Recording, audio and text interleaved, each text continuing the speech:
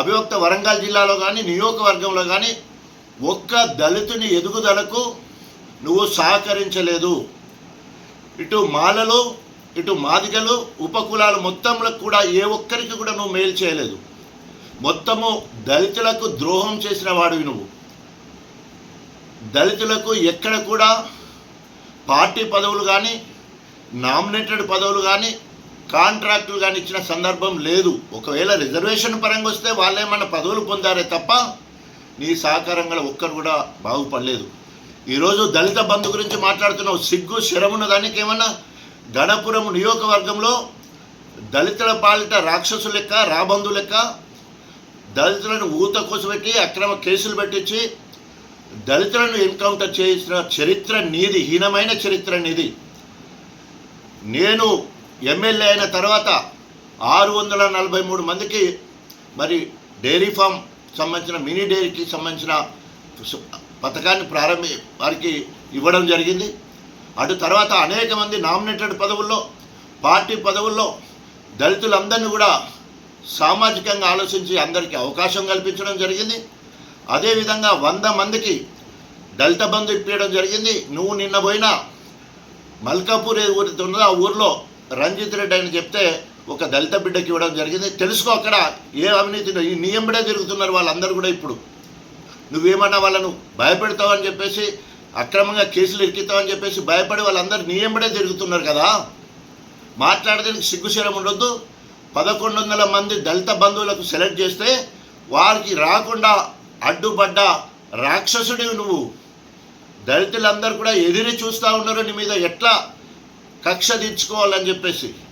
ఇంకొకసారి దళితుల గురించి మాట్లాడే హక్కు నీకు లేదు. ఎందుకంటే అటు మాలలది, ఇటు మాదిగలది, ఉపకులాది మొత్తం కూడా 30 సంవత్సరముల నుండి నువ్వే అనుభవించినవు. నీ తర్వాత ఇవాళ నీ బిడ్డకు వారసత్వాన్ని అంటగట్టినవు. అంతేగాని దళితులకు ఎక్కడ కూడా ఒక్క పని కూడా చేసిన చరిత్ర నీకు లేదు. గణపురంలో నువ్వు చేసిన అభివృద్ధి శూన్యం. ఆ 10 సంవత్సరాలు నువ్వు ఆర్థికంగా ఎదగడానికి, కుబేరుడిగా అవతారం ఎత్తడానికి, విదేశాలలో ఆస్తులు చంపడానికి ఆ 10 ఏళ్ళు వాడుకున్నావు.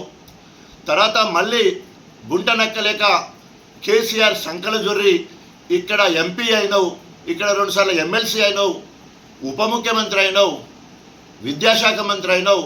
తర్వాత మొన్న ఎమ్మెల్యే టికెట్ ఇచ్చిన తర్వాత నాకు ఎమ్మెల్యే కాదు నా బిడ్డకు ఎంపీ కావాలి, ఎంపీ టికెట్ ఇచ్చిన తర్వాత పార్టీ ఫండ్ తీసుకొని కడుపు నిండా తిన్నింటి వాసాలు లెక్కబెట్టినట్టు నమ్మక ద్రోహం చేసి 100 కోట్లకు రేవంత్ రెడ్డికి అమ్ముడిపోయిన పార్టీకి నమ్మక ద్రోహం చేసిన ఏకైక వ్యక్తి తెలంగాణ మొత్తంలో. నమ్మక ద్రోహి అంటే నమ్మక ద్రోహానికి పరాకాష్ట కడించిన విధంగా ఈరోజు తెలంగాణ ప్రజలందరూ కూడా ఎదురు చూస్తున్నారు. ఇప్పటికైనా సిగ్గు శరమేమని ఉండేది ఉంటే, నువ్వు బీఆర్ఎస్ పార్టీ నుండి ఎమ్మెల్యేగా గెలిచినావు, కేసీఆర్ దగ్గరికి పార్టీ ఫండ్ తెచ్చుకున్నావు, అదేవిధంగా కేటీ రామారావు దగ్గరికి పోయి తెచ్చుకున్నావు, అట్లాగే హరీష్ రావు దగ్గర తీసుకొచ్చుకున్నావు. నేను ఓడిపోతా అని చెప్పేసి కవితక్క దగ్గరికి పోయి కూడా పార్టీ ఫండ్ తెచ్చుకున్నావు. ఈ నలుగురిని ఒక్కరికి తెలియకుండా ఒకరి ద్వారా పార్టీ ఫండ్ తెచ్చుకొని మళ్ళీ వాళ్ళని ఇవ్వాలని నువ్వు మాట్లాడుతున్నావు అంటే ఇంతకంటే నీచమైన, ఇంతకంటే నేను ఎట్లా తిట్టాలో కూడా తెలియట్లేదు. తిన్నింటి వాసాలు లెక్కబెట్టడానికి ఇది పరాకాష్ట. కడియం శ్రీహరి గారు ఇప్పటికైనా నువ్వు ఒకవేళ నైతిక విలువలు, రాజ్యాంగము, ప్రజాస్వామ్య గౌరవం ఉండేది ఉంటే బీఆర్ఎస్ పార్టీ ఇప్పటికీ రాజీనామా చేయలే. బీఆర్ఎస్ పార్టీ సభ్యత్వానికి రాజీనామా చేయి, ఎమ్మెల్యే పదవికి రాజీనామా చేయి.